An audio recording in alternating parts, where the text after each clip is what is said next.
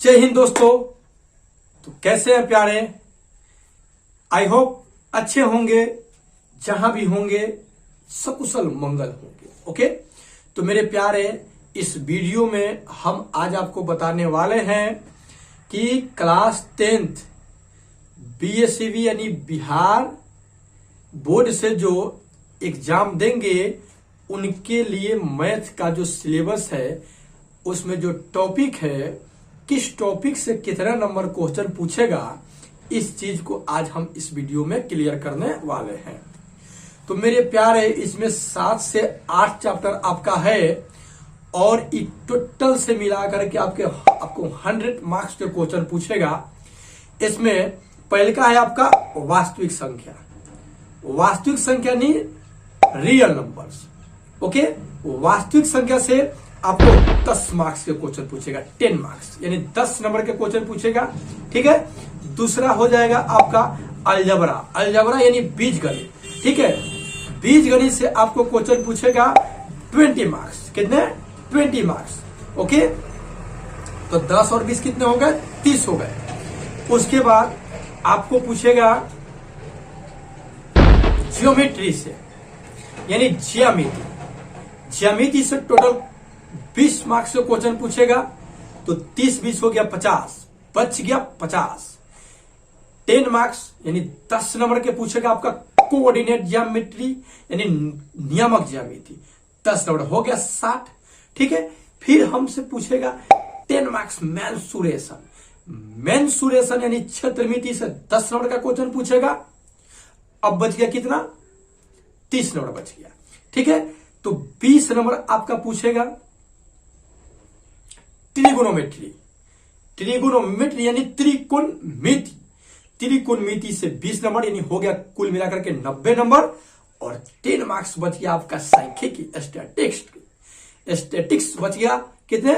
10 marks यानी कुल मिलाकर के आपका 100 मार्क्स के क्वेश्चन पूछेगा।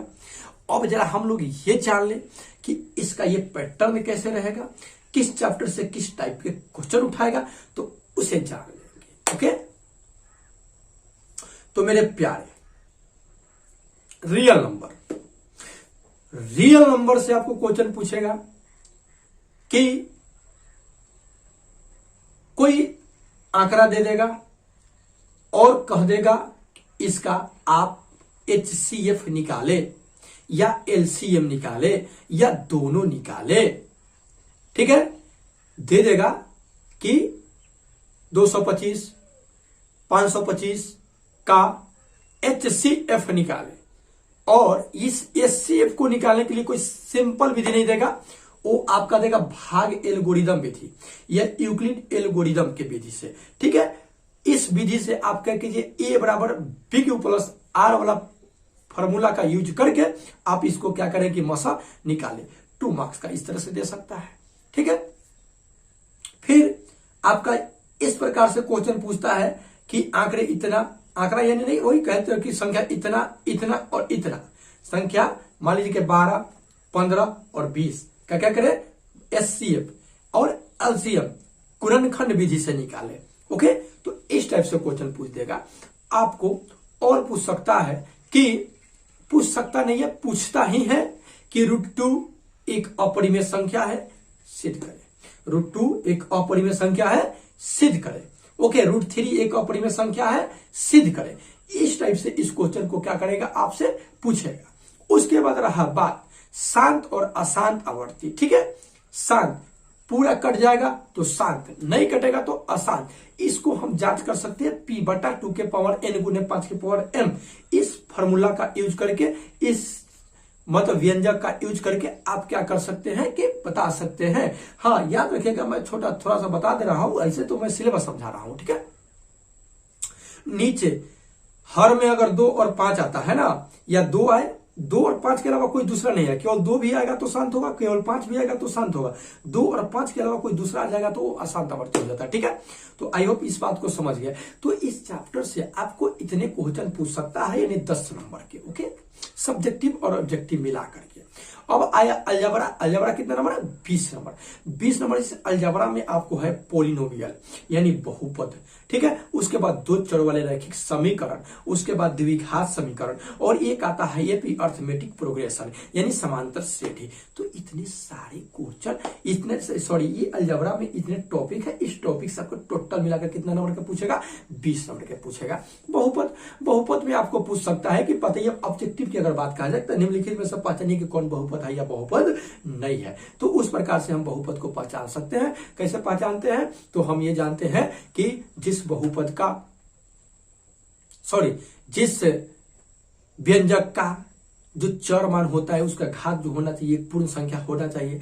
अगर पूर्ण संख्या है तो वो क्या है कि बहुपद है, और नहीं तो पूर्ण संख्या नहीं है तो बहुपद नहीं है। घात यानी x के पावर 0 1 2 3 4 5 6 कुछ भी हो तो बहुपद होगा, नहीं तो नहीं होगा, ठीक है। पूर्ण संख्या मतलब गिनती की संख्या के पहले शून्य लगाने से जो संख्या बनती है ना उसे ही पूर्ण संख्या कहते हैं। तो आई होप इस बात को समझ गए होंगे, ठीक है। उसके बाद आपको इस बहुपद से पूछ सकता है कि एक द्विघात बहुपद ज्ञात करें जिनके शून्यकों का योग इतना है और गुणनफल इतना है। इस टाइप के क्वेश्चन पूछ सकता है। तो शून्यकों का योग दो शून्यक होता है, एक को अल्फा मान लिया गया है, एक को बीटा मान लिया गया है। द्विघात बहुपद के 2 शून्यक, त्रिघात बहुपद के 3 शून्यक, इस प्रकार से रहेगा। तो शून्यक से आधारित प्रश्न रहेगा आपका। ओके, शून्यक दे देगा, बहुपद निकालने के लिए कहेगा, बहुपद दे देगा, शून्यक निकालने के लिए कहेगा। इस प्रकार से क्वेश्चन कर सकता है, ठीक है। उसके बाद आ रहे हैं दो चर वाले रैखिक समीकरण में।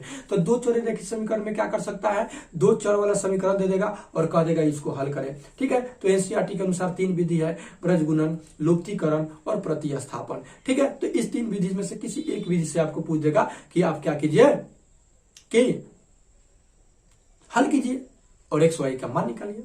या हो सकता है कि आपको उस चीज को समीकरण को, दो चर रैखिक समीकरण को समीकरण न दे करके भाषा दे दे और उसके बाद सेट करे। जैसे आपको कह सकता है कि 5 बरस पहले पिता की आयु पुत्र की आयु की 5 गुनी थी, 2 बरस बाद दुगनी हो जाएगी। तो वर्तमान में वो दोनों पिता और पुत्र का उम्र कितना है? इस आधार पे क्वेश्चन आपको पूछ सकता है या एक सोल्यूशन करने के लिए दे सकता है, ठीक है। द्विघात बहुपद से मोटे तौर पर अगर देखा जाए तो पूछ सकता है कि द्विघात बहुपद के कितने शून्यक होते हैं, ठीक है, त्रिघात के कितने शून्यक होते हैं। उसके बाद क्या कर सकता है कि आपको इसी टाइप के दो क्वेश्चन दे देगा और हल करने के लिए दे देगा, कह देगा कि दो संख्याओं का योग इतना है, अंतर इतना है, तो संख्या कितना है, इस टाइप के क्वेश्चन दे देगा, ठीक है। उसके बाद रहा आपका एपी और जीपी का। तो एपी जीपी का वही होता है, 5वां पद पूछ सकता है, 10वां पद को एपी दे देगा, कह देगा कि बताइए कि ये एपी है, तब 20वां पद बताइए। कोई एपी दे देगा, कह देगा उसमें सार मंत्र बताइए। इस टाइप के क्वेश्चन पूछ सकता है। तो 20 नंबर में बस इतना ही इस टॉपिक से इस तरह से क्वेश्चन पूछेगा। अब रहा बात आपका ज्यामिति से, तो ज्यामिति 20 नंबर के क्वेश्चन पूछता है। तो ज्यामिति में 20 नंबर के क्वेश्चन पूछेगा तब 5 नंबर के एक थ्योरम याद कर ले, थ्योरम आपको पूछेगा 5 नंबर के। एक 5 नंबर कंस्ट्रक्शन यानी बनावट पूछेगा तो कितना हो गया? 10 नंबर हो गए, बच गया 10 नंबर। तो ब्रिज से संबंधित क्षेत्रफल में से ब्रिज से क्वेश्चन पूछ सकता है। और उसके बाद क्या हो गया कि त्रिभुज से जो उसका क्या है प्रमेय होता है, थ्योरम होता है, उससे रिलेटेड क्वेश्चन दे देगा, आपको बनाने के लिए दे देगा। तो टोटल 20 नंबर के क्वेश्चन पूछ देगा। उसके बाद रहा त्रिकोणमिति का। तो त्रिकोणमिति में मेरे प्यारे कुल मिलाकर के 5 चैप्टर है। एक जो है साइन थीटा लंब बटा कर्ण कोस थीटा आधार बटा कर्ण वाला, दूसरा है साइन 30 डिग्री कोस 30 डिग्री इस तरह के मान वाला, तीसरा है साइन 90 माइनस थीटा बराबर कोस थीटा, कोस 90 माइनस थीटा बराबर साइन थीटा, और एक और हो गया क्या कि सिद्ध करने के लिए साइन थीटा गुने कोस थीटा बराबर 1, sine square theta plus cos square theta बराबर 1, ठीक है। तो इस टाइप के, और एक बच गया हाइट एंड डिस्टेंस, इससे 5 नंबर के क्वेश्चन पूछेगा। टोटल मिलाकर के 15 नंबर के क्वेश्चन आपके सिलेबस से पूछेगा, यानी 20 नंबर का पूछ देगा, ठीक है। तो हो गया त्रिकोणमिति, हो गया, बच गया ज्यामिति, सॉरी सांख्यिकी बच गया, और एक कोऑर्डिनेट ज्योमेट्री बचा है। तो कोऑर्डिनेट ज्योमेट्री में क्या होगा? Distance formula √x2 minus x1 के whole square plus y2 minus y1 के होल स्क्वायर, ठीक है। इस पे क्वेश्चन आपको दे देगा, पूछ देगा कि हल कीजिए, इसके दोनों के बीच की दूरी कितना